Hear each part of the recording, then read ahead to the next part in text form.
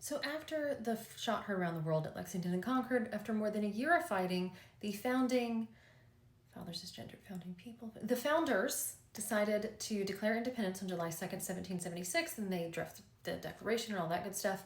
And so the war continues. They still have to win their independence. And this is a really tough fight. So there's lots of immigrants helping train the Continental Army, from the Baron von Steuben to Lafayette and others.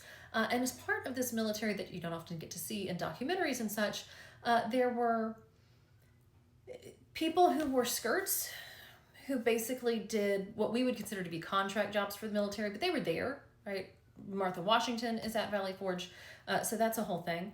There are also people who typically wore skirts who decided to wear pants so they could fight in this war, like Deborah Sampson. So as we see in any war before, people who wear skirts and pants are allowed to fight in wars. So yeah, that happened. And then we need a governing document, and so the founders put together the Articles of Confederation, which turns out to be kind of a flaming dumpster fire, though we do win independence, and then we get to the Constitutional Convention because we need a better governing document that's actually going to work.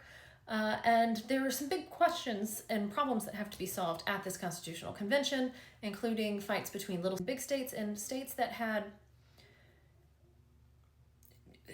forced labor systems and states that had free labor systems.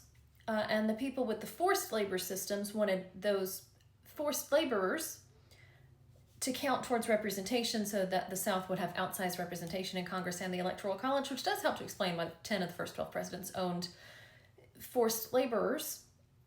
And so they figured out how to do that.